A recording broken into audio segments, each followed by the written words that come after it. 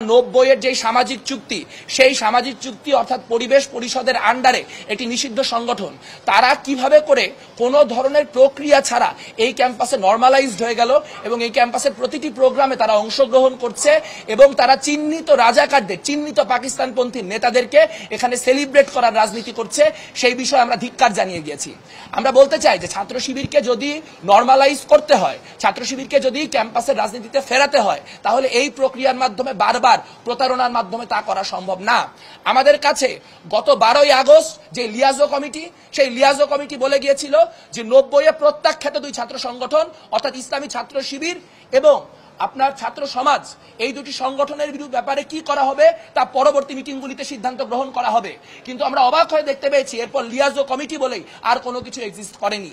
তারই ধারাবাহিকতায় বারবার করে বিশ্ববিদ্যালয় প্রশাসন আমাদেরকে শিবিরের সঙ্গে মিটিংয়ে বসানোর চেষ্টা করেছে এবং আপনারা বারবার লক্ষ্য করবেন যে কেমন করে প্রত্যেকবার ছাত্র শিবির কোনো পলিটিক্যাল বিপদে পড়লেই এমন কোনো একটা পরিস্থিতির উদ্ভব ঘটানো হয় যেই পরিস্থিতিকে কাজে লাগিয়ে ছাত্র শিবিরের সঙ্গে বাকি সংগঠনগুলির মিটিং করিয়ে ছাত্র শিবিরকে নরমালাইজ করার একটি রাজনীতি আমাদের বিশ্ববিদ্যালয় প্রশাসন করে থাকে। এবং এবারও আমরা দেখতে পেলাম, আপনাদের কাছে মিডিয়ার ফুটেজ রয়েছে, আপনারা সাক্ষী, আমাদের বিশ্ববিদ্যালয়ের যিনি প্রক্টর তিনি প্রত্যক্ষভাবে টিএসসিতে দাঁড়িয়ে গত 36শে জুলাই অর্থাৎ 5ই আগস্ট বলেছিলেন যে যারা চিহ্নিত রাজাকারদের ছবি এখানে টাঙালো তাদেরকে ক্ষমা প্রার্থনা করতে হবে এবং তিনি বলেছিলেন যে তিনি তার জায়গা থেকে পরবর্তী 2 দিন এই প্রোগ্রাম করার ব্যাপারে নিষেধ জানিয়েছেন। কিন্তু তিনি নিষেধ করার পরও ইসলামী ছাত্র শিবির যদি এই প্রোগ্রাম করতে পারে তাহলে বুঝতে হবে ঢাকা বিশ্ববিদ্যালয়ের প্রক্টর সাইফুদ্দিন না, ঢাকা বিশ্ববিদ্যালয়ের প্রক্টর এস.এম. ফরহাদ। আমরা এস.এম. ফরহাদের প্রক্টরশিপে ঢাকা বিশ্ববিদ্যালয়ের করা অন্য কোনো মিটিং এ অংশগ্রহণ করব না। বারবার করে তারা একটা জিনিস নিশ্চিত করছেন, তারা বারবার করে বলছেন যে তারা গুপ্ত রাজনীতি করেন না, কিন্তু তাদের কাছে যখনই টক শোতে আলাপে যেখানে খুশি তাদেরকে জিজ্ঞেস করা হচ্ছে যে কেন তাহলে আপনারা আপনাদের যে তথাকথিত ভলেন্টিয়ার টিম বা ওই টিম সেই টিমগুলিকে প্রকাশ্য করেন না, তারা তখন বলেন ছাত্র শিবির আপনাদের মত অনুযায়ী রাজনীতি করবে না। এটা এক ধরনের ধৃষ্টতা। তারা নিজেরা ছাত্রলীগের ভিতরে অন্তর্ভুক্ত হয়ে দীর্ঘদিন বিভিন্ন অন্তর্ঘাতে যুক্ত ছিল। আজ তারা বামপন্থীদেরকে বলতে এসেছে যে তারা কুসুম কুসুম বিরোধিতা করে রাজনীতি করছে। আপনারা ছাত্রলীগ আমলে এস.এম. ফরহাদ, সাদিক কায়েম তাদের ছবিও দেখেছেন, মেঘমল্লার বসু, মাইন আহমেদ তাদের ছবিও দেখেছেন।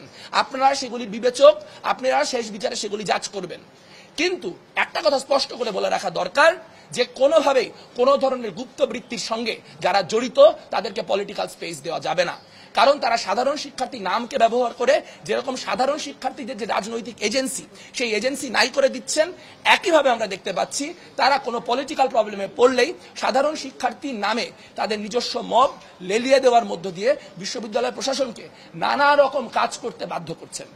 আমরা একই সঙ্গে বলেছি যে হলের যে প্রসঙ্গ সেই প্রসঙ্গে আসলে আবাসন সংকট যেটি, সেই আবাসন সংকট দূর করার জন্য কাজ করতে হবে।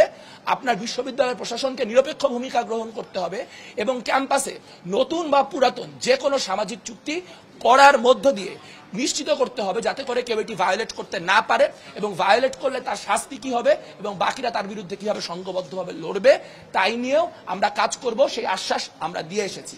তবে একটা কথা স্পষ্ট যে 71 এবং 24-এর গণহত্যাকারী যেই সংগঠনগুলি, গণহত্যার পৃষ্ঠপোষক, গণহত্যার উত্তরসূরি যে সকল সংগঠন, তাদের সঙ্গে কোনো ধরনের নেগোসিয়েশন চলবে না। অবশ্যই এই দায় বাংলাদেশের সকল বুর্জোয়া রাজনৈতিক শক্তির।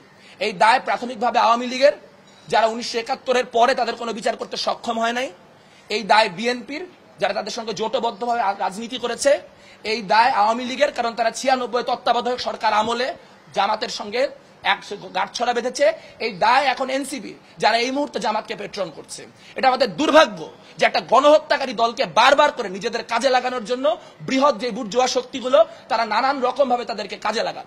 কিন্তু এক্ষেত্রে একটা কথাও স্পষ্ট করে বলা দরকার যে 2001 থেকে 2005 যে আমল, সেই আমলে ছাত্র শিবির এবং ছাত্র দলের মধ্যে অসংখ্য সংঘর্ষের ঘটনাও আপনি দেখাতে পারবেন। আপনি এই সকল প্রশ্ন ছাত্র দলকে করতে পারেন, কিন্তু বাংলাদেশ ছাত্র ইউনিয়ন কোনোদিন জামাত ইসলামী প্রশ্নে, ছাত্র শিবির প্রশ্নে এক ফোঁটাও ছাড় দিয়ে আসে নাই।